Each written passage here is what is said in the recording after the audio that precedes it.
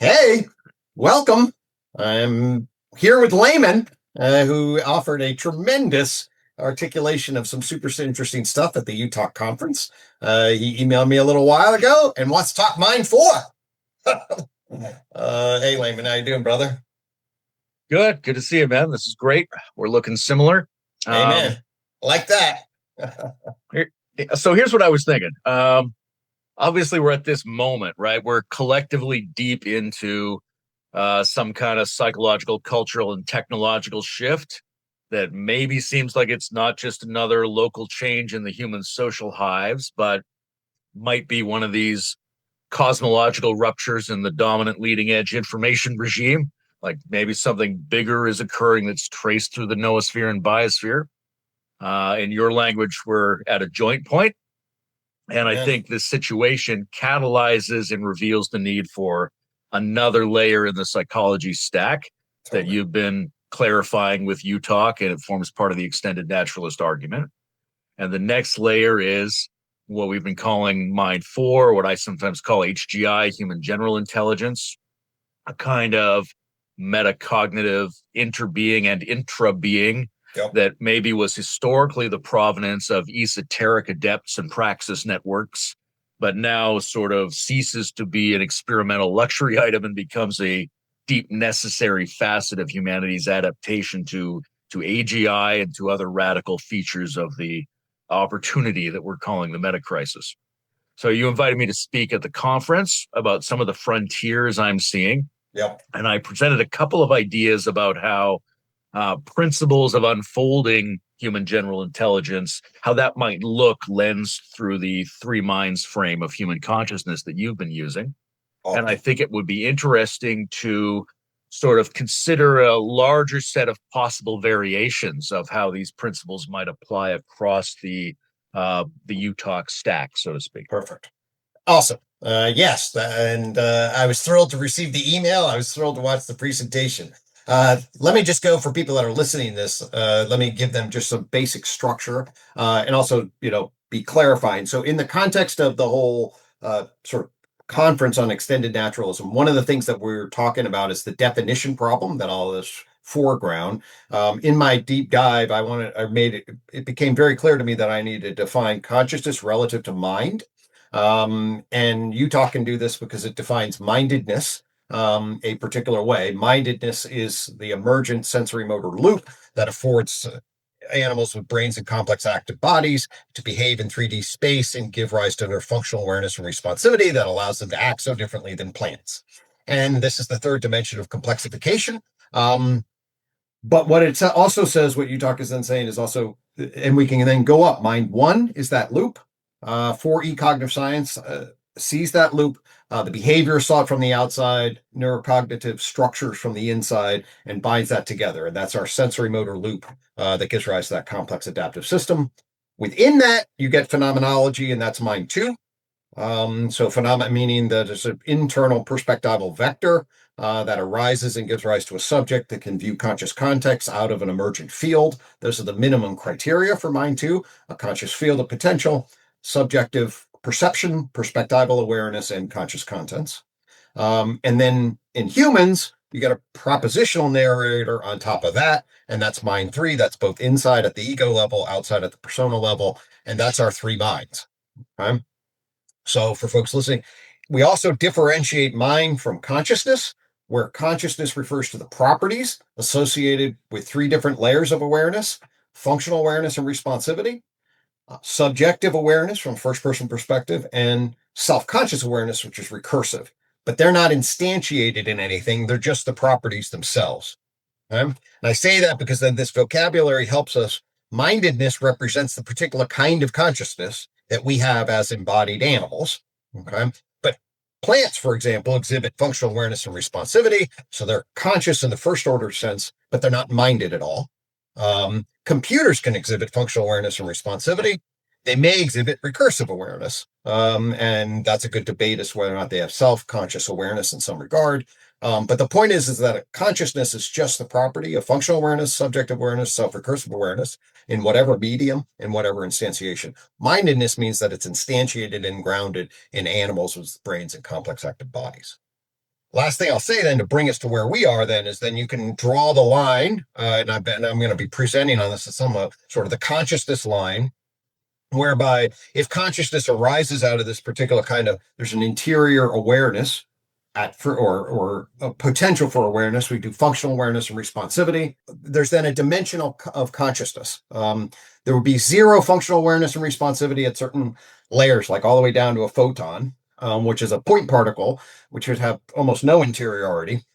Then you'd have increasing potential for functional awareness and responsivity in the dimension of matter.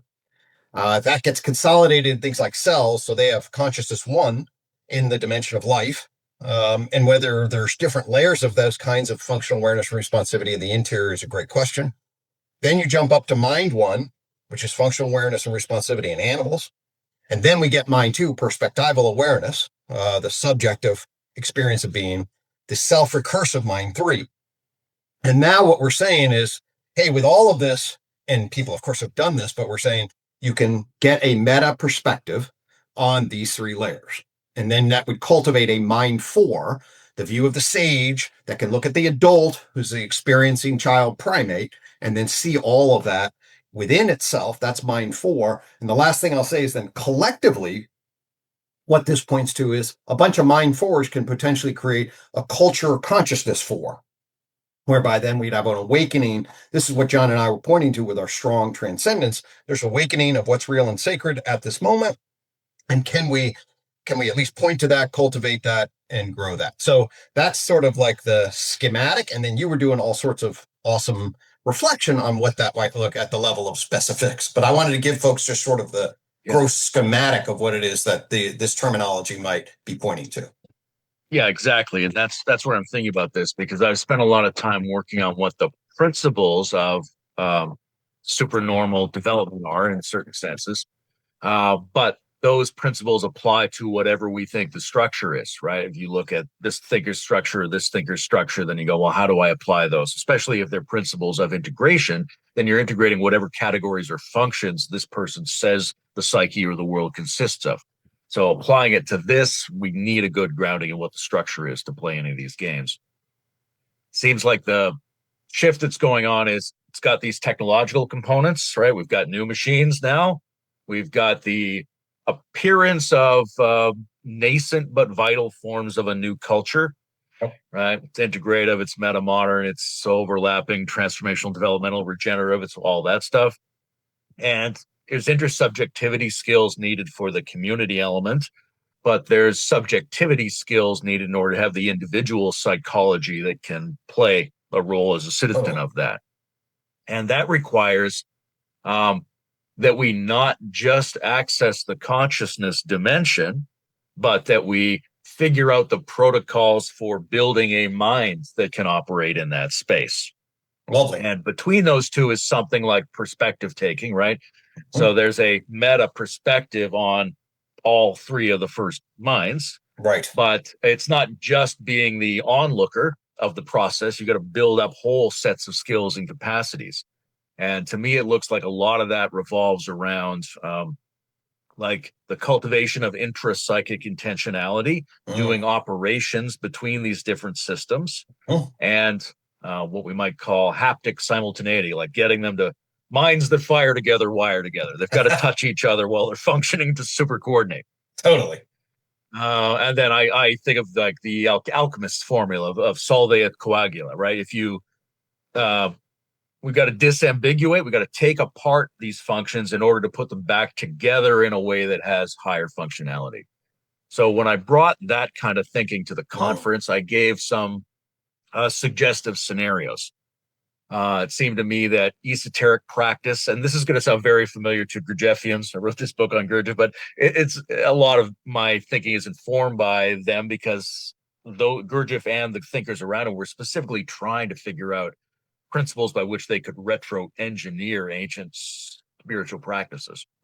So the first thing I was talking about at the conference is if you were setting up a new esoteric school today, you would want to begin more or less with teasing apart minds 3A and 3B. Right. So you would want to have pondering our own meanings apart from our social assumptions, role playing and witnessing, kind of being an undercover agent in our own lives, right? Continuing to act out and function in the Yep. world sense making system, but be able to create some kind of membrane that enhances your ability to tease apart your personal self-reflective function from your involvement in performative self-reflective functions. Beautiful. And then once you've clarified your 3A, then it gets much easier to inspect and distinguish between and perform operations upon minds 1 and 2 and upon their relation to mind 3. Operations that involve both harmonization, but also struggle, because struggle also connects these systems. And I think I gave the example of an exercise, possible exercise that is a variation of the I am exercise. So I am being aware of your awareness, or of the site or source of your awareness, is found in Jnana Yoga and Christian mysticism. And ordinarily, the instructions are to inquire directly to the root or the condition of self-awareness, the site, the eye of the eye, the point from which we feel we're doing our looking. Yep. And a few saints have claimed they were illuminated by practices like that, but most of their students appear to be in a more or less neurotic, self-absorbed, stale condition. And all of this might come together if we had a self-awareness practice that folded in more of these minds at the same time. Right. So rather than just experiencing exaggerated, semantically capable self-consciousness, you could weave the stack in. And the example I gave was you're breathing in and you're locating the I as the knower and onlooker, the one that wakes in the morning and came online when you were 2 or 3 or whatever, the narrative self. And in the out breath, you're sensing the whole body and remembering the unconscious intelligence that was there before your consciousness showed up and structures the conscious self to some degree. Totally. So you're breathing in with the self-reflective I, but the I, what it is, the amness, is a non-self-reflective embodied condition. And by doing that for a while, you might increase the degree of simultaneity and function between those systems. So I'm going to throw back to you before I go on to speculate beyond what I ended up saying at the conference. Yeah, no, that's awesome. So we'll put this in the context of, our mind 1 is your non-conscious sensory motor loop. Okay. But we can look at it. Imagine you look at it from the outside. Like, what is the way in which you are, like, based on a video that we could just watch? How do you behave? How do you respond to the environment? How do you breathe out? Okay. And you can then almost observe then your living system and your minded system operating in the world that way without necessarily any experience of being from the inside. But of course, then if you're awake and aware, then you have your inner mind's eye. That's your mind 2, which is the subjective integration of the various assemblages of sensation, interiority, and emotional energy that allows you to sit from a subjective vantage point that then is taking these instances, if you're paying attention to your brain, your conscious contents. And then very bound into that is the I-me relation, one after 2 of the justifying egoic structure. And I love the way, so then I am doing this. Why am I doing this? What am I doing? I'm trying to cultivate. And these things are bound in some ways, but if we pay attention to the knowing process, the propositional medium gives us our mind 3A knower versus the perspectival medium, which is mind 2. And that's super important difference because the propositional mind 3 goes right into potentially the inner subjective world, the mind 3B of alternative justification, meaning they're different audiences. And so one of the things that we really this allows us to do is you have your mind 3A, which is an I, me kind of binding, narrating on the first person experience, which is then enmeshed in the sensory motor loop, which is enmeshed in the whole organismic system, which, as Michael Levin points out, is filled with its own kind of morphological intelligence. But we can now track that stack in a particular way, partition it, and get, if we're going to deal with what's the neurotic function very much is an I, me, I, thou, self-conscious public and private self-conscious neurotic structure. Who am I? How do other people see me? How do I manage myself? What should I be? What do I say to other people? How do I say myself? What is the proper secure place? And that's from 2 to 6. You're just coming online as a little social actor. And ultimately, what we're going to try to do with a Mind 4 is to create a position to watch all these minds in action and ideally develop that perspectival, propositional, reflective knower from the vantage point of a sage. That's the COM-MO, is trying to create a sage mode capacity. And then lots of different systems can do that in many different ways, and the cultivation of that perspective across the integration. So, Yeah, and I think in order to open up that possibility, like I was saying, we need more wiggle room between 3A and 3B to make totally. space for that. Because if they're really tightly coupled, and they are to some degree co-forming each other initially, but also as we go, the risk is that the kind of meta-perspectival self that you're working on ends up just being the superego in the sense of a socially mediated reflection of society's assumptions, which you take to be a higher consciousness. Right. And that's why a lot of the esoteric sects engage in disruptive practices, right? So there's whole areas of Sufism, for example, that involved trying to embarrass yourself in public or seem like you are operating in certain spaces, not all the time as a rogue lunatic, but to push against the part of you that's being constrained by your attempt to live the 3B story. Right. Right. Or even in very simple ways, adjusting your habits, because your personal habits and preferences are built up in tandem with the social space around you. And if you start to intentionally try to disrupt or change your own preferences, then you end up performing a very complicated 3A action that creates a different relationship to 3B, but it opens up possibilities now for both meta perspective, but also for renewed ways of interaction between the three different systems. Beautiful. So that's on my mind. But another thing that's interesting to me, so like if we're thinking about integration, Yep. Integration would apply across whatever subdivisions we think are present in this structure. And I'm curious from your point of view about lateral divisions, because obviously McGilchrist's take on hemispheric processing gives us a sense of two alternative sense-making personalities nested within ordinary consciousness. How do you think about those? And do you think about that kind of complementary duality in sense-making as operating at each of the mind layers? Is there something like that at mind 1 and mind 2? Yes. Right. So here's why I hear McGilchrist, kind of framing. If we go a recursive relevance realization frame, which of course I can do, and basically the way I'm articulating it, there's a predictive processing problem that the sensory motor loop has, and indeed the embodiment, the entire body has at a particular level, but it gets consolidated in the sensory motor loop.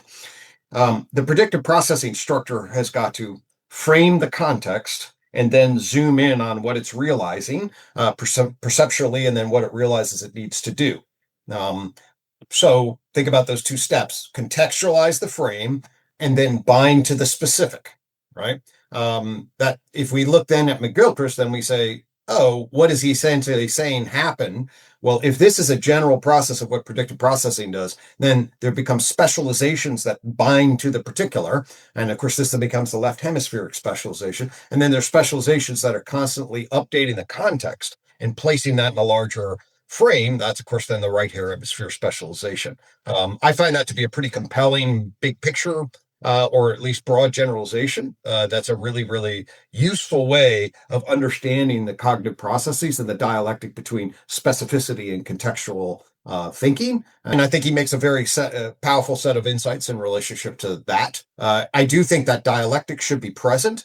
How it would show up before the hemispheres is an interesting question, but it shows up functionally in relationship to the different dialectical problems of specificity and context that predictive processing needs to sell. For my vantage point, when we get into what we really want to, what I think UTOK affords through this whole analysis of minds, a lot specificity about the architecture and relationship between the three minds. So we can then create a lot of better refinement about, like, okay, what is gross phenomenological mind 2? Like, and how does it arrive from mind 1? What is its, how does it's a conscious field of potential? We were talking about this in conversation about subtle consciousness. Like, I can now see the field of awareness as what it's doing is it's positioning the participatory body and then creating a particular kind of relationship between the subject, what the subject is going to be perceiving as relevant, and then what's the conscious content threshold for what's salient.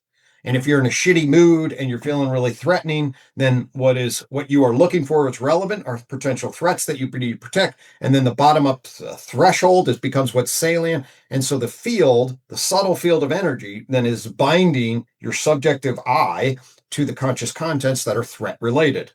So that gives a nice little cognitive architecture of how the Mind 2 simulator is operating to model the Mind 1 sensory motor loop.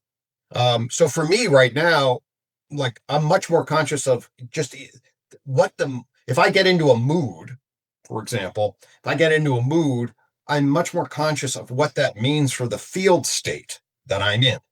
Like the field state is shifting my relevance perspective of my inner mind's eye, and it's shifting the salience of particular conscious contents, and it's priming them to be bound a particular way, which then sets the stage for me to become aware of certain things on the one hand, or reciprocally narrow around a particular set of relations. That's the neurotic loop at the Mind 2 level of a reciprocal narrowing. And so we can then utilize a lot of awareness of that kind of structure, like what binds that, what's useful to pay attention to, but what's also a reciprocal narrowing structure. And then what would be the practices that would enable us to have flexible, adaptive relationship with that particular structure of our psyche in terms of that aspect of Mind 2. And I haven't even started to talk then about, oh, how is the private and public self-consciousness systems of Mind 3B, public self-conscious, and Mind 3A, and the narrative structures that it would be engaged in, especially if you were defensive or threatened. But I'll pause there and see how that lands. Yeah, at the Mind 3 layer, and in terms of having something like a left and right modality of self-reflection, that's an interesting one because presumably we're mostly anchored in the left brain modality of self-reflection as if we were one of the target objects that attention zeroes in on. And then people often describe the right brain experiences as being sort of no self experiences. But we might want to attenuate that a little bit and talk about sort of the decompressed experience of self as flow or self as vibration or self as stratified across multiple imaginal selves or something like that in a very sophisticated way. At the level of just sort of a body, it seems like there's a lot of physiological practices where you could, and what I'm assuming is one of the things that might be applicable to generating Mind 4 is having a more optimal relation at each of these levels, so that we don't just get a top-down Mind 4 that isn't bringing Mind 1 and 2 along with it. So maybe if you unlock all of them and then they line up, you get a slightly different kind of unfolding. So neurosomatic practices, right? Whether it's drugs or the sensory deprivation tank or the massage or something where you sort of dial out completely, but then move back and forth between a compressed functional self. Like in a therapy scenario, you come in compressed and functional and hopefully they open you out, but it doesn't stay. You go back and forth, and there might be an amplification of back and forth that is similar to right brain external focus on surprises and the extended and the internal focus. And then there might be various kinds of, Huberman has an interesting meditative practice that he likes, which is in the mornings, if you're, I'm sure people are familiar with Huberman if they're watching this. If you find your attention's internal, use a meditative object that's external. But if you find your attention's out there, come back. So you're just trying to counterbalance it. There's something similar there. They're the outward turn or the inward turn. Totally. Probably activities, whether it's dance or sexuality or tossing a ball back and forth where you're rapidly alternating between receiving and outputting and between this sort of target focus and receptive tracking. That might be necessary. I don't know if that would be more of like a Mind 2 type thing because it's a little bit more sophisticated than just your sort of neural body system. But we could begin assembling an ecology of practices that might be stratified across these different layers and think of them as necessitating an interaction between something that's more left brain like and right brain like in their processing. Because Absolutely. probably the principles would be either trying to maintain a median position between these two processes, or alternating back and forth between them in a way that is amplified compared to our normal functioning. Totally. I mean, I think holding them in a healthy dialectic, if we're thinking about particular and contextual, and that we're out of that dialectic a bit. I mean, that's McGilchrist's whole point. And also the whole idea that we want to understand what the stack is, understand what the dynamic relationships are between the layers in the stack, and the ways in which those things can, when they're out of alignment, then there's a potential dissonance, and the quote energy that's necessary to kind of prevent additional conflicts then ties you up inside. People come into psychotherapy, they're often all tangled up all of a sudden. And the tangling is that there's one defense on top of another defense on top of another defense. And so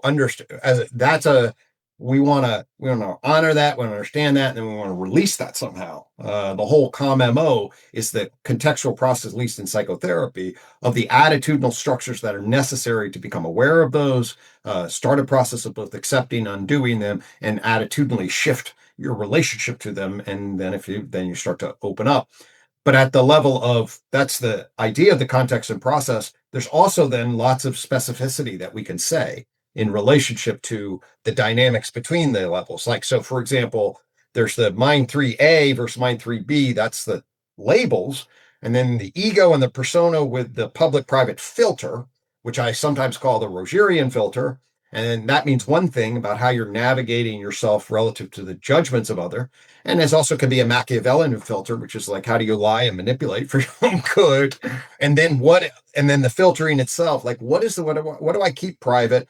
What do I share public? What's the dynamic relationship between those two? What's the function of the audience and what I'm trying to achieve in relationship to an I, me, I, thou relationship, influential wise, axiologically wise, defensively wise? Can I answer those kinds of questions?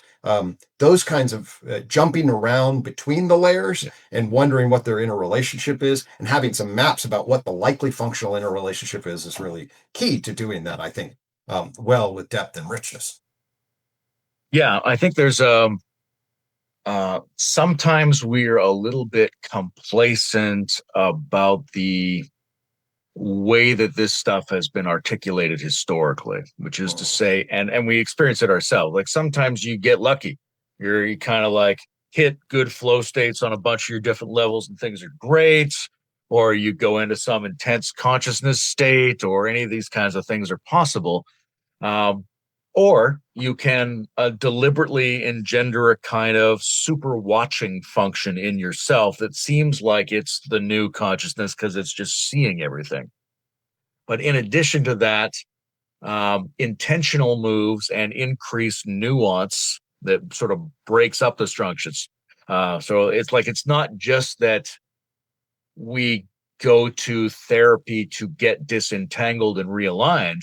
We also, in that process, learned that there were multiple components where we were treating it as one component. Yes. Right. Like subcells kind of functions, internal family systems, all that kind of stuff. Yep. That's really good, not just because it's therapeutically helpful, but because it retrains you to think of yourself as a multiplicity and a set of interactions between that multiplicity.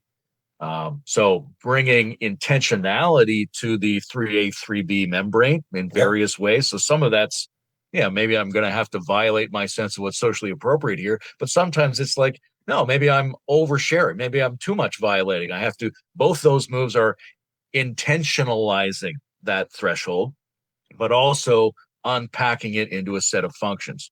And so if we look at these layers, thinking about it as a right-left complementarity is another way of doing that. Yep. A further way of doing that would be to, if we wanted to break it down into something analogous to different intelligences. Yes. Right. So there's a classical way of talking about different intelligences, which breaks them into just heart, mind, and body, right? 3. And when it's in 3 and you're looking at UTOK, it's very easy to go, well, maybe those are the 3 in the stack. And we can do it that way. But if they are a like compressed epitomization of a greater range of multiple intelligences, do those multiple intelligence operate kind of orthogonally to these mind layers? Is there a Mm. version of them present at each layer? Mhm. In which case, what happens if we zoom in on mind one or mind two and go, oh, does it have something more like heart and something more like mind and something Mm. more like body Mm. intelligence? Mhm. And do we change and unfold and increase our nuance and our potential for this other mutation if we can kind of unpack or disambiguate those from each other? Mm. So I'm That's curious whether you think heart, mind, and body could be orthogonally stratified across these layers. huh. I haven't thought of it at that. I do have instantaneously just translated into the sensory motor loop, the perspectival feeling system, and then the justificatory system in that regard. So, thinking then about what those things point to, um, I certainly, if you zoom in on a predictive processing structure and you say, okay, well, there's a detection element, there's an evaluation element, a recursive computational element at some level, and then with the concept of intelligence being, okay, if we place it in sort of a ratio adaptive frame, meaning it's trying to get right relation to the various elements that it's trying to calculate, do so coordinate across time to yield the most adaptive outcomes. I can feel in my way into at least those kinds of themes at each one of the systems. And I definitely love the idea of sort of like disambiguating and then feeling your way into, hey, how is this system functioning by itself, sort of autonomously functioning, and then how is it interfacing with the other various systems, and then thinking about, well, what's it detecting, what's it evaluating, what's it recursively engaged in, and how is it completing its own loop with flow and effectiveness, or within its own self, is it seriously problematic? Like I was just trying to learn pickleball, and we saw a lot of problematic mind one functional awareness and responsivity difficulties that hopefully over time we can get the kinks of the inadequacy, poor intelligence structure, and notch it up a bit. so, so yeah, I think Yeah, anyway, the bottom line is yes, I'd have to think a little bit more about the heart, mind, body, like within mind one. But it certainly points to certain elements, and the whole idea of disambiguating, think of it in flow, and then reintegrating is absolutely central. yeah, I was very curious about that because when I was preparing to talk at the conference, that came up for me as like a potential pathway. And I thought, oh, that's a little bit uncertain and too messy, probably to bring up in a quick little thing. But it remained for me as a potential pathway to explore because, one of the things might be that the overall sense of the being that we are, that we want to have people grow past to a new sense of being we're associating with Mind 4. It might be that, you know, the singularity of mind one and mind two and mind three, in the sense, even though there's the A's and B's, that process of having those singular lumps collated together creates the capacity and the limitation that we're currently in. And if instead each of those layers had two or three, then the combinations of those might create an expanded sphere that starts to more accurately approximate what we want Mind 4 to be. But it is a little bit vague. It does seem like, if I check myself, that like the snake in me has approach avoid valences, right? It might not have much more sophisticated emotionality, but it has primitive affect of some kind. Totally. It has primitive targeting computations of some kind, and it has some kind of basic physical movement response.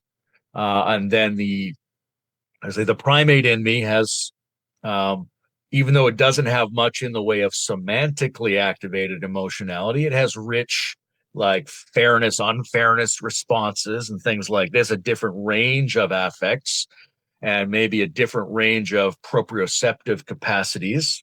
Yeah.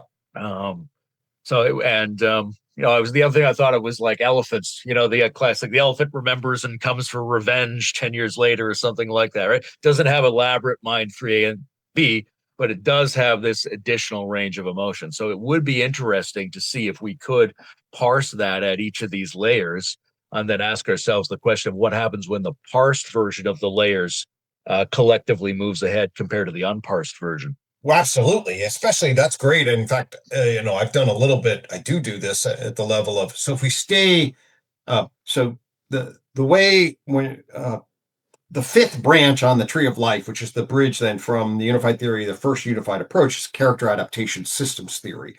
And character adaptation system theory is layering mind 1 through 3, really. I didn't use that term originally, but it starts with a habit system. So this is basically the chains of sensory motor reflexes that get bound together to release procedural knowing. And then it's sensitive to context. So if you're a drinker and you drink at 5 o'clock, you're not thinking about it at 3 o'clock, but when you walk in, the context primes, and then all of a sudden a craving starts to release a particular set of procedures. That's an example of that system. Now, that craving system then sits into the experiential system, which is the animal layer. The animal layer is tracking your relationship to the environment on the perception, motivation, emotion structure. And this really is the interface between mind one running its first order sensory motor loop into a more integrated sensory register that has an affective valuation. But I think this is a snake layer. So your snake layer certainly has got a perceptual function. It's got an affective evaluation, got a proprioceptive response system that then binds into a sensory register. Okay. Now, I think that becomes in the primate layer, that becomes the core field that expands into a core representational field. And now what I'm doing more with that awareness, for example, to say about the stack. So when I'm in a mood, then I'm tracking first, kind of, I'll go into my animal body and basically be like, okay, what's the participatory felt sense of this position? And I think what that does is it gives you a mind 2 to mind 1 pathway. Says, oh, if I'm feeling anxious, then I can ask my body. I'll go all the way into the body. Let's do a vote. People voting anxiety here. There's a felt sense of like our awareness of threat, or I'm feeling really calm. I'm much more likely now to kind of see what my mood is and then ask. And I feel like I go through the animal into the organism. Um, and then I'm also then differentiating the kind of animal, the reptile animal, more or less, whatever, or really specifically the primate animal. So the primate animal, then the next system up after the experiential system is the relationship system. And this is, of course, mapped by the influence matrix in UTOK. And this is your pride, shame, love, hate, autonomy, dependency, dynamics. Like, where am I in the relational field? And what is my sense of influence and relational value, my competitive value, my cooperative value, my dependency, independency value? And those then are the fielding functions that I'll feel in relation. So if I'm pissed off at Mossy in a particular way, then there's a particular set of self-other prep structures that are giving me an awareness of particular types of relational dynamics. So how I feel about her, how I think she feels about me, etc. And all of that then is priming my justificatory structure to then legitimize myself publicly and privately. Awareness of those dynamics allows us to gain a meta observer with a lot more than specificity. If we can then fine tune those things and we can cultivate, then you can really see the process of what's going on, really empathize with that process, and have a lot more capacity, I think, to expand it in adaptive ways. Yeah, there's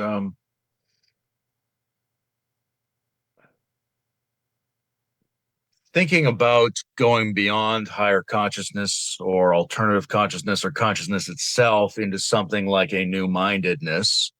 It's a really interesting question for me where the contents and the structures of the new-mindedness come from. And there's a couple of different interpretive options. One is they're sort of uh, completely novel. They're being invented at the leading edge.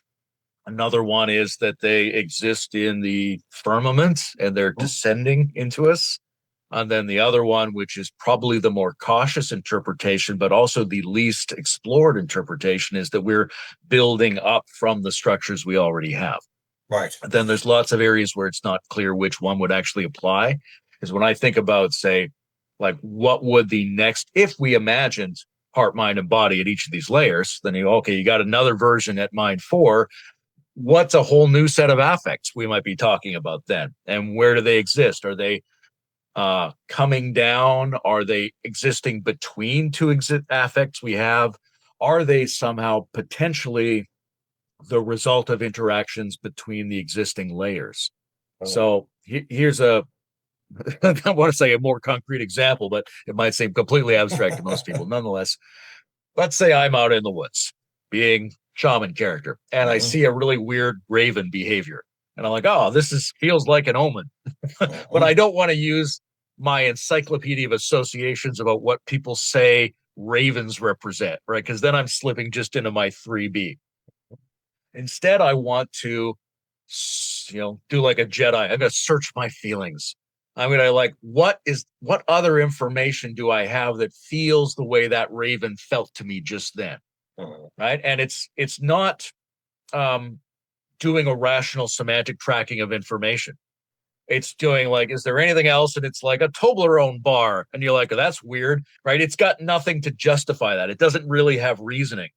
It just is like, I found that feeling again somewhere else. And then I can put those together.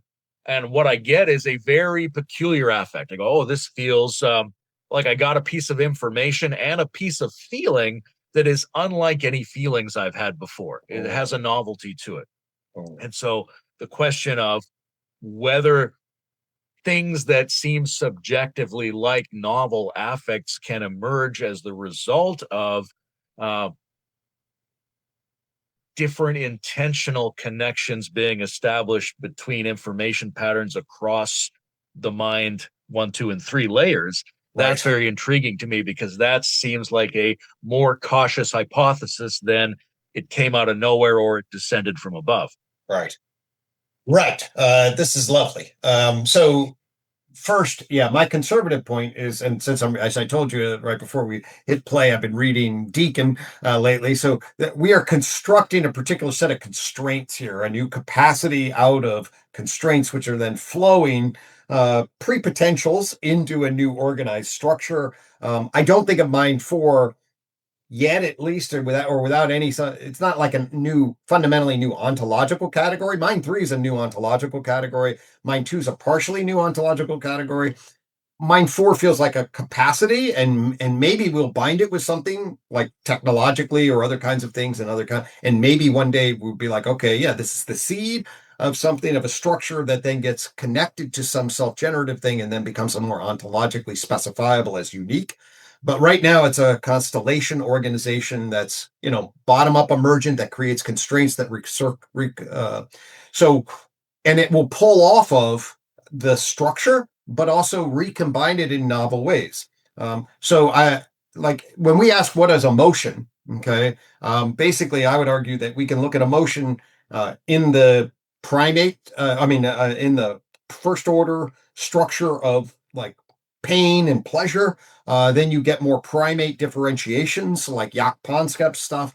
Then you go to Lisa Feldman Barrett, basically, and I think she's a little confused about certain layers. But by the time we get to the justifying layer, we are creating emotions all the time. Right? We don't come naturally prepared to feel, well, I was somewhere between humbled and humiliated as this unfolded in a particular kind of way. And hopefully I'll be able to consolidate around humbled, but there was a part of my public self-consciousness felt pretty humiliated, and I really don't know how to digest that. Like all of that shit is constructed through the network of propositions. So it's a higher order. Your shame-based structure probably is a function of you carry that as a social animal, a primate, etc. But to be able to refine that into the line between humbled and humiliated in relationship to time, that's a narrating Mind3 function that's metabolizing and shaping that. If we take ourselves and then are able to put ourselves in the mode of sage, and then are creating a particular kind of relationship, a participant observer relationship that's enabling the interface between these different things in a meta kind of way, and then is metabolizing that in a meta, I don't see why that wouldn't sort of recombine and reconstruct a lot of different kinds of affective evaluations that are present here in this constellation that are novel organizations, just like language can be a novel organization on the mammal Panskepp motivational emotional architecture. I got a flash of the Pixar movie Inside Out, right? And so the plot, the first one anyway, I didn't see the second one. Happiness and sadness are arguing in this girl's head. That at the end they end up creating memories that have a blend of both of them. So it's like poignance has been invented, right? But that's also an evolutionary constraint because what you're constraining it to is the simultaneous inputs from both rather than just defaulting into either one of them. So there Totally. might be a whole range of new insights and affects, and maybe even sensory or physical routines that can be created through increased constraints, where the primary operator is initially mind three, because it's doing most of that's who would show up for esoteric training is mind three. But at a certain point, there might be enough accumulated material in the new style that a mind four agent and a mind four sense making starts to take over, and maybe some period of transition between those two. So that would be intriguing to me. And it's also possible that that might occur along different um, vertical lines, whether we think of those lines as Gardnerian Wilbur style intelligences or whether we think of them as um, thematic functional affects. And the reason I mention that is because I've been doing this work on Nietzsche, and Nietzsche had some very interesting thoughts on he doesn't talk about spirituality, he talks about spiritualization, right? And he's like, isn't it very interesting how we took rapacious animal mating instincts and managed to get human and romantic and transcendental love out the other end after a Mm-hmm. long time? We've been Mm-hmm. doing something and it's been refining itself. And so these qualities are not the opposite of their primitive versions. Yep. They're the extension of those versions. And if we did it with the sex drive, what else could we do it with? And he proposes thinking about cruelty, like a kind of sadistic, aggressive impulse in animals and in what we would think of as lower human beings. He's like, but what happens if you refine that to the same degree that sex was refined into love? And what would you do if we could do that to each of these thematic energies? Can you break them apart, but then maybe recombine them to produce increased constraint to the point that they get up to these levels, right? Because I think we would need, just like to have a real community, it's not just a community of discourse. You have to be hiring each other, dating each other, and buying each other's couches. Yep. So to have Mind 4 be operative, it would have to get a lot of our vital proclivities up to the Mind 4 level so that it could start to be an agent and a sense maker at that level rather than just something we're working on. Right. I'll give you a real life example. So obviously I built the whole ComMO thing and practiced that and did. However, I have an interesting experience here where in my fights with the program, I have two instances of profound fight with my program, one in 2019 and the other in 2022. But or 2023 is the actual. So in one instance, in the first instance, this thing hits me, catches me off guard in a particular way. And although I know ComMO, I really, the primacy of what it is that I'm presented with basically makes me, fuck it. I don't really, that's bullshit. I'm not really inclined. And we can always ask when you want to be in Mind 4, and is it always right to be in Mind 4? And if you're having great sex, then I'm not inviting Mind 4. There's places for it, etc. Right? And if you're really feeling pissed off, sometimes you want to definitely. It's not always you want to be curious. You have to have that embodied.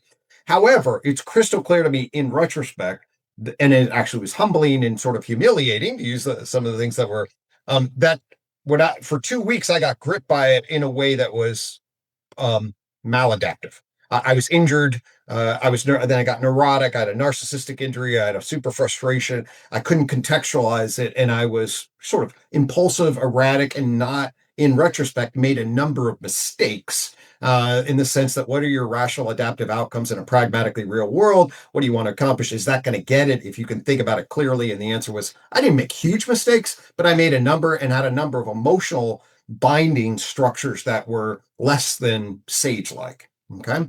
And indeed, I had my whole wisdom energy thing in 2020 afterwards with Rob Scott helping me frame really a lot of this whole way in which I think about Mind 4 comes from his fundamental shift. And we could talk some about that. And I learned that, I internalized that. I got at the wisdom energy thing in 2020. All of that actually consolidated and integrated and differentiated this set of constraints. And then in April 6, 2023, when I get the next note in which I've been, I'm under investigation and you're frozen. I'm proud to say I don't think I made a mistake in the sequence of that. Like there's nothing I look back at and say, Gregg, you weren't an asshole. You didn't do anything impulsively. the way you held yourself and held other people in relationship that was very right relation to a very negative situation, potentially very stressful. You certainly freaked out at times, rightfully so, when you look like you may have lost your job, etc. But what I developed in retrospect was a much more robust. First off, I went through it. You learn about it, but I went through it with the capacity then to learn about it. And in the context of that, I can then say, going through it that second time, that Mind4 structure was able to hold me in a fundamentally different way than it was the first time. So that's a good example. That could you be trained? Is this a capacity? You run through it one way, you're not where you would want to be in a particular way, but you can learn and then rightfully structured, it can then hold a situation where it couldn't hold before. These things can be developed, I believe. They can be trained. And I'm actually now quite proud of the way in which I managed that, because that was not an easy situation, and it really showed to me the value of a very powerful COM-MO flashlight. Yeah, which enables more behavioral coordination between different intelligence layers under conditions of amplified stimulation or pressure. Right. So two things came up for me there. One is the necessity for training of this kind, and the other is sort of the way we have to hold training spaces as a little bit different than general living spaces. So the necessity, and I'm focusing on this in my Integral for Idiots course, because there's a tendency in some of the philosophical communities that recognize the need to validate all values and perspectives and try to bring them together into a greater coherent pluralist harmony. To do that fundamentally at the layer of intellectual social aspiration, like they all are true, we want to include them all and they all get along. But in reality, human growth, the production of integrity and like embodied integration, frequently is the result of struggle. Like anybody who watches a little kid try to put more variables together, like how to move from crawling to standing or something, it's enormously frustrating and takes a while, and they get very upset. Right. And so even with if you're hearing for the 50th time your intimate partner trying to add a perspective into what you're saying, and you're just like, it's extremely frustrating. So there's a need to do it under conditions of amplified stimulation and pressure in order to get it fundamental enough to our structure that when pressure occurs later, our values are aligned across layers of this stack. It's not good enough just to propositionally and aspirationally affirm that all the values are lined up somehow, somewhere. On the other hand, how do you train that? You can't be working on it all the time, and probably shouldn't. There'll be times when you want to drop one of these minds. There certainly will be times when you have no choice but to default to a lower layer of function. Like a good example would be, I think, when you're getting a strong message from someone else that you're wrong and that you should feel bad. And you go, okay, this is, and it's coming like that's a 3B message in a sense, but it's triggering all this lower stuff because it feels like an attack. There's a difference between taking on the position of being the blamed one in a moment and going through remorse processes where you do it later. Right, because that's a more specialized training procedure. In this situation, you might need to stand your ground even if you're wrong. But in this other situation, you might need to go, okay, here's my behavior and here's my values. They are in conflict and it's very upsetting, but I'm going to try to bind them together a little bit more.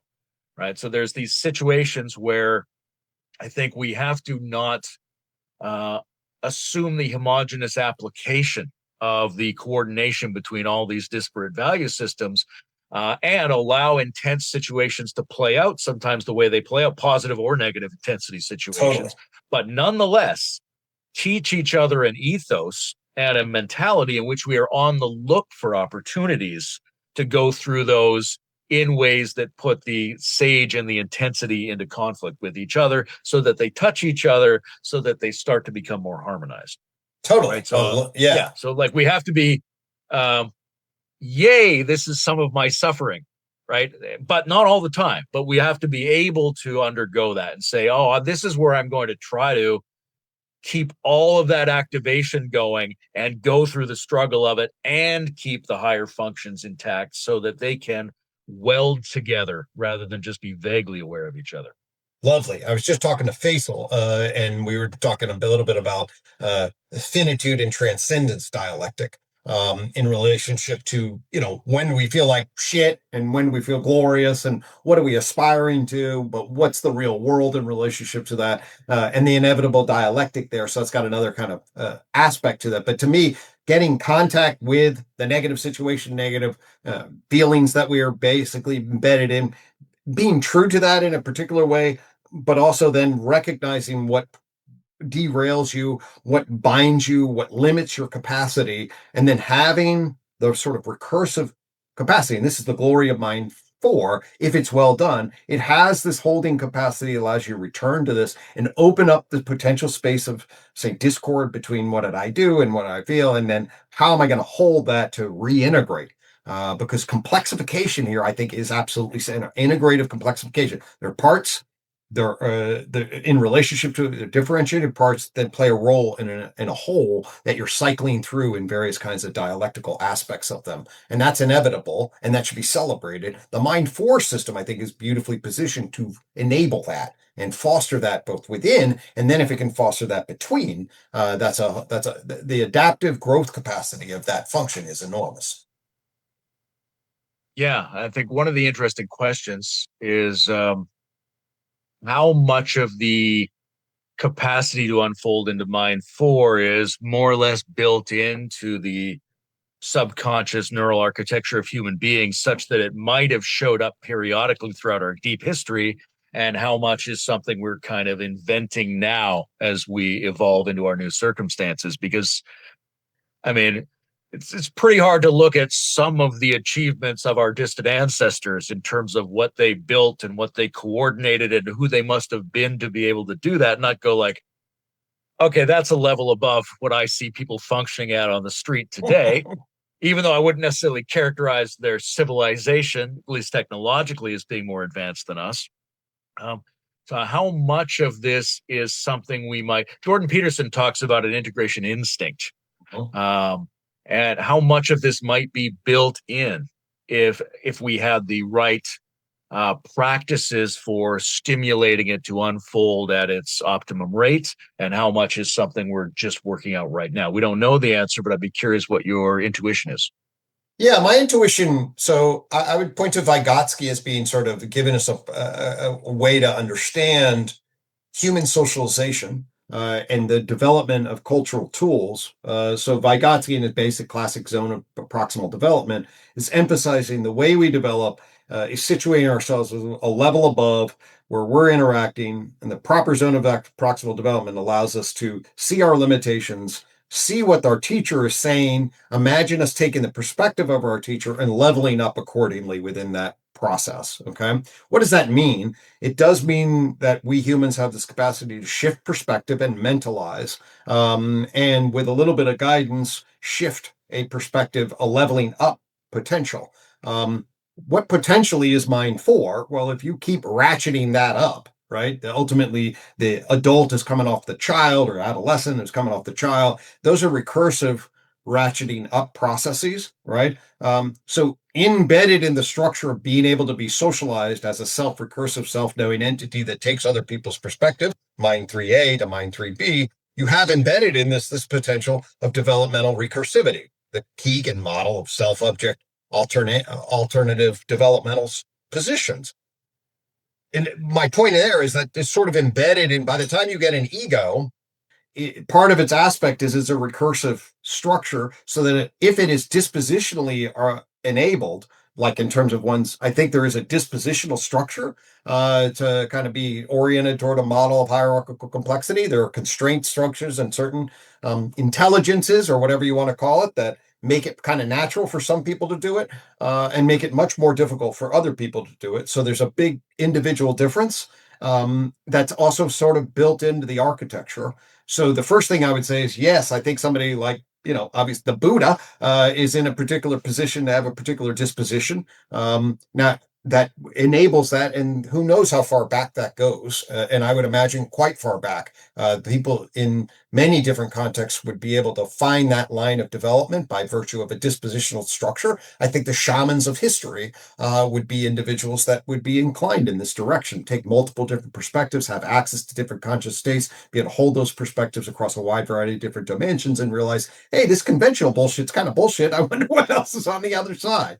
That's been around for as long as we've really been justifying. I think that potential. That said, there's also the case that in the context of different cultures, there's a huge dynamic interaction between the agent identity structures that emerge and the constraints, the structural justificatory elements. We go to North Korea right now. You want to have a Mind4 in North Korea? That's a very dangerous fucking thing, right? That would be, any space in Mind4 in North Korea is basically an invitation. I would guess, I'm projecting a little bit, but you get a sense that there's a totalitarian fucking structure, and if you open up the possibility that that's all bullshit, that is a very dangerous place to live. So that entire constraining structure really is to eliminate Mind4 functioning.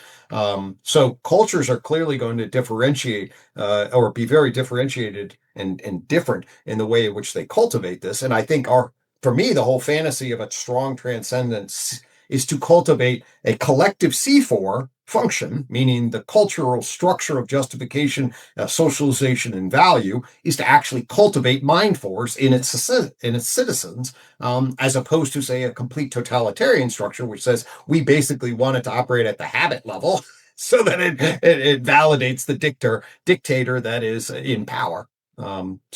There's some reflections about time, context, individual difference, and how culture might play a role. Yeah, there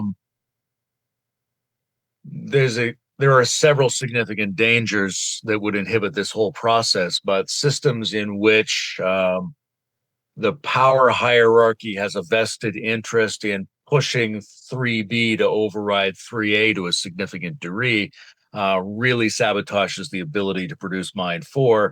Also, like you're saying, Mind4 would be maladaptive for a lot of people under those circumstances. I think there's an interesting thing here about how it says, index the discourse around this stuff. So we're working with Mind3 and we're trying to get it to work with the rest of the system to generate Mind4. But this came up a little bit in working on this Frontiers of Consciousness thing for the conference. We need to be careful to distinguish the Mind4 from just consciousness states that we want to go into. But we also need to be careful to distinguish it from things that propose themselves as if they were Mind4, but are actually, and the actually it has to be disambiguated, say Mind2, right? So there's a lot of interesting practices and even regenerative state intelligence of Mind2. Now, that's not wholly Mind2 because it's being done on purpose from Mind3 with a story. So there is Mind3 activity, but that activity is being indexed as if Mind2 was the definition, and Mind1 is the definition, or the consciousness state is the definition. So we need to create a discourse in which we can make those distinctions, in which the leading edge activity of Mind3 can index itself to Mind4, rather than telling a story like Mind2, Mind1, or consciousness was the telos of its leading edge activity.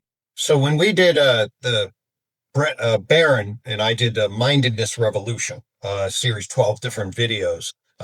This was a lot of our focus, mostly from him and his own, he comes from an integral background and multimodal mindfulness that then became sort of attention to mindedness through this new thing. And he really had 4 pillars to sort of cultivate Mind4. But it speaks to this issue in the sense that one pillar is metasystemic. So this is an abstract intellectual pillar that would say, be aware of the meta crisis, be aware of the 5th joint point, zoom all out. recognize sort of a transcendent, transpersonal conscious state, highly abstract, justificatory or meta-justificatory in its nature, and thinking about the kind of culture that we would need to have, sort of this like propositionally, meta-propositionally sage kind of position. So that's one kind of way of sort of zooming out at culture and trying to adopt a sage cultural vantage point at a high level of abstraction. Then there's the meta psychological vantage point, which you called it, which is then like the COM-MO. This is like the sage therapist inside of you that looks at the various minds, kind of like what I did with COM-MO, like, oh, I'm injured, I'm threatened. How do I hold that in right relation? How do I make sure I maintain adaptiveness? And COM-MO holds that as a particular kind of integrated psychological, psychotherapeutic, mindful state. And so these are sort of like positions on Mind 3 from a more intellectual, refined state. But then there's the you drop into Mind 2 and down. So then there's the practices of attention, like where are you attending? Where is your working memory and attentional structure driving the subjective frame to look at a particular way? That's a core Mind 2 function. So it's essentially meditative practices that focus on first attention. What do you attend to? How do you manage the attention muscle? Can you focus on something for a really long time? And then finally, there's just awareness itself. The basically the being aware that you have a frame and then working to zoom out of the frame, out of the frame, out of the frame, and ultimately maybe that frame dissipates. Okay. And somehow you recognize that with the minimalist kind of frame, you simply have an access to awareness of conscious contents that are somehow really bound into your mind 1 and living system. And then in reality itself, this is like isness in its most primal form. Mind 2 is as most the top-down function is most dissipated as you could be, and now you're in contact at least with the minimalist kind of representation that allows you to say epistemically, I'm having an ontic event. So this is now before everything, and to gain contact with awareness or isness itself. So we were like, hey, practices that cultivate that. And in terms of being aware and then integrating across the different stack, I think that's what we were speaking to. You're sort of like, hey, how do you get in contact with the lowest, the medium levels, highest levels, and maintain an integrated structure? And what are the practices and what does that look like? And what's the kind of culture that would cultivate that? Yeah, we need to be have people moving into all those domains and have a justified story that places that at the center and is also capable of a uh, non-demeaning critique of people who are using too simplistic a justification system to describe those kinds of practices, right? Like in a perfect world, it wouldn't matter what you say about any of these things. But again, coming out of that Nietzschean practice that I've been doing recently, um, like what is Nietzsche wrote this thing called "What is the significance of ascetic ideals?" Right, and he looks at it for artists, for priests, for philosophers, means different kinds of things. But when the self-thwarting practices get bound into a justification system that has sort of anti-life, anti-embodiment functions built into it, then the idealism is becomes nihilistic, and the practice gets bound to something that sabotages what you're working on. You don't actually get enhanced capacity and flourishing in most cases. The same kinds of practices, self-overcoming practices, might go in a completely different direction or continue to unfold if you had a better story about it. And one of the things you run into in spiritual and developmental communities is people come in and they want to tell you about their amazing experiences or their new level of functioning. And they're talking to you at a really low level as if they're just a barbarian who's going to beat you to death with the fact that they're amazing now. And you're like, this is a really weird disjunction, right? What's going on here? Your explanatory system is significantly below the level of sophistication that you're claiming you're experiencing. And if that's true, we have a weird situation where we have to set up something to take care of the justification systems in somewhat independently of taking care of the practices. Because if the practices are working for you and you're saying them in a way that's not helping anybody, we've got a problem. So we do have to establish a normative discourse that gets out of those lower justification models. And there might be limits on how far it's useful to go in that. I personally, metaphysics of adjacency, there's a tendency for me to think that the fundamental constituents of the semantic sense making used at Mind4 need to be broken and recombined in a way that undoes their distinctions, right? So that yes, no, it is and it isn't, right? If you want to say it at a higher level, you have to say is, isn't, or ish, or sort of, or things like this. You can't make those assertions at that level. Now, that might be too much to ask for most people to go to that post metaphysics layer in most cases. But we do have to try to take advantage of new scientific and psychological and developmental understanding to see in a way that validates what people are pushing for in themselves when they go into these practices, but arms them with a normative language that keeps them from getting trapped in overly simplistic justifications that would probably sabotage their work, but at the very least can't form an operating system for us doing it collectively. Lovely. Yeah, I mean, one of my fantasies about what UTOK would afford is provide a particular kind of vocabulary that, if we think about these as language game tools for forms of life that we're trying to cultivate, it's a very useful toolbox. So somebody starts this way, and you would want a community that one of the test cases was like, could the system, each individual within relation, engage in process comments as well as content. So somebody, Layman, change my mind, right? And then the context by which this is being brought to bear demonstrates a process error, at least according to what's felt by the person that's receiving it, right? So any culture that I would then cultivate would be a justificatory system that has content and process available to become the focus, right? So then at that moment, you could then do a test case and be like, anyone that's going to then participate in this kind of thing must participate in process dialogue. Okay. So then the process dialogue is, hey, can I call time out for a second and just share with you the experience of what it is? And everyone, to me, this is where there's a limit function about who can participate in these kinds of structures, at least at a group level, and really what is available. If a system can't mentalize and can't process, mentalizing meaning take the position of another, integrate that, and understand why somebody else would feel that way, be open to that. That's a limit function on, say, a Mind4 capacity. And people will be blind to it systematically. So they'll be earnest in saying, I think I have this. But actually what they're doing is they're a mind justifying structure without perspectival, without a sage-based perspectival taking. So that's a long-winded way of saying sort of like, yeah, there would be these constraints and tools that would be in place as people get socialized so that they can be caught when they're out of alignment. And then there's a process and context that enables the potential for alignment to be realized. And if somebody consistently demonstrates the inability to realize potential when they're given the right context and learn and grow, even as they're humbled, then you're like, we have things called personality disorders and limited character developmental structures. But anyway, those are just some more sort of mundane or psychological level lenses on this.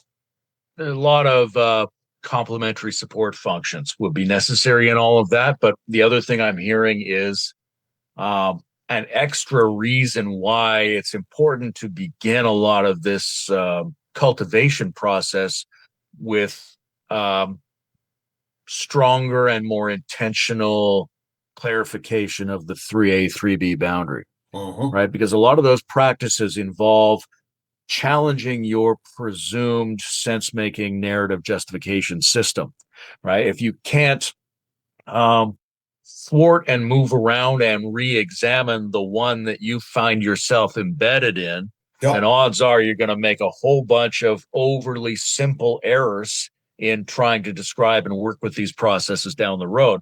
But if you start with that skill set pretty strong, I think you have much better odds of avoiding those limiting conditions. Totally. And just to make it again personal, like when the second attack comes in or whatever, you want a second concern, I'm immediately aware of my own positional justificatory structure versus the positional justificatory structures of others. And I have access to an observing function. So training individuals to be, when you're in conflict, to be able to see the conflict as an observer, as if you were sitting outside the ring, and simply being able to understand the positionality of each person as if you're, and I'll sometimes even train, like when I coach people, I'll say, if you need to get into mindset, start using third person.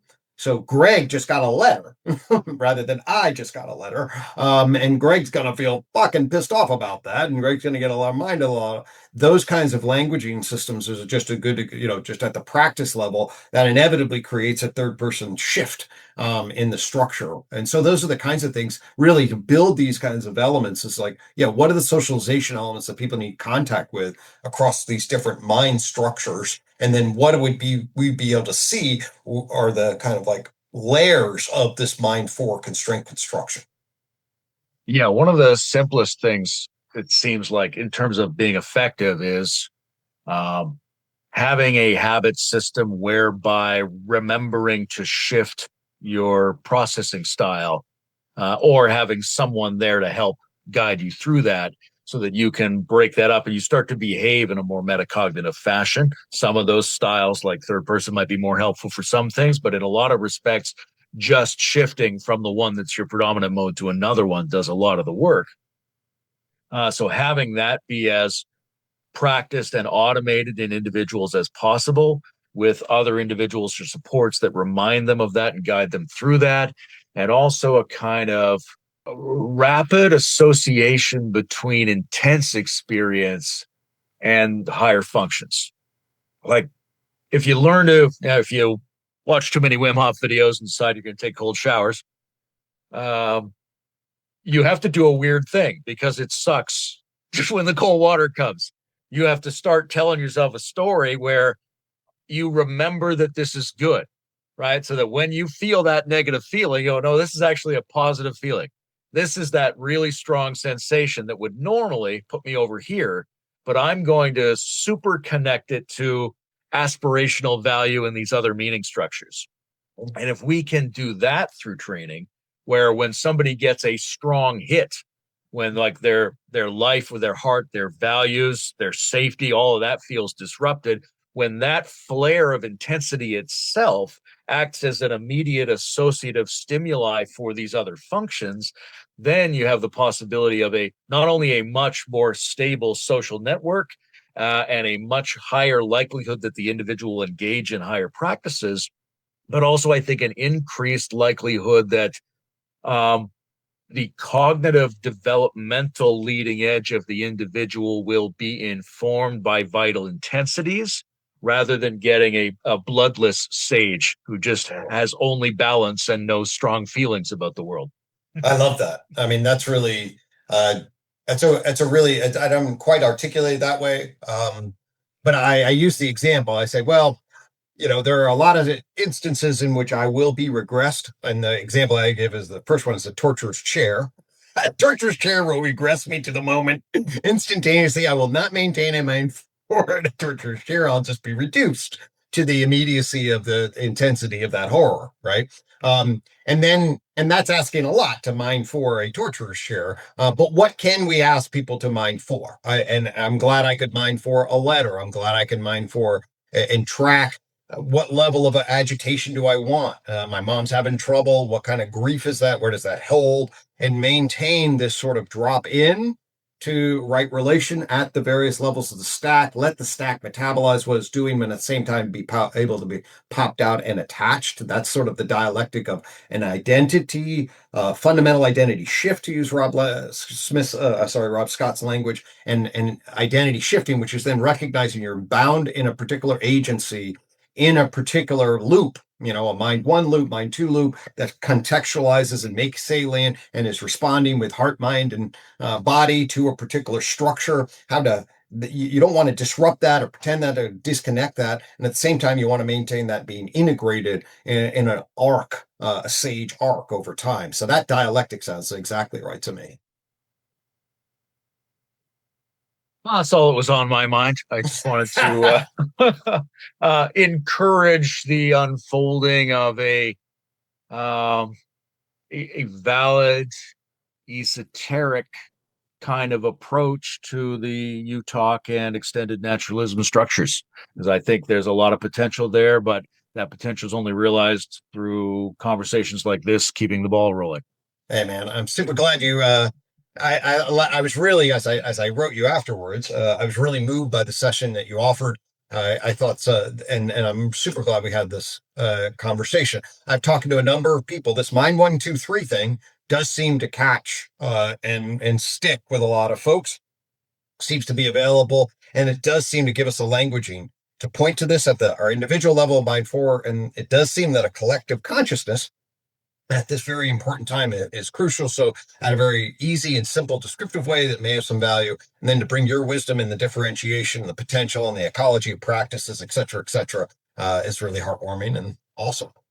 So, Yeah, it's not out of the question to start compiling a flexible encyclopedia of practices that would be built around these kinds of structures that you're describing. exactly. And the structures are simple enough to be useful to people, right? Like there's always three and one more is how you like 3 states. So then this other state, or right. As soon as you start going, actually 15, you're like, that's useless to anybody. 3+1, right? Let's do it. Cultivate your mind. 3+1. People get around that. That's awesome. This is great, and I'm also glad to feel out the nuances of how you're viewing the structure and its implications. Hey, man, this is definitely enriching. Thanks so much. Good to see you, Appreciate my friend. it. Good to see you.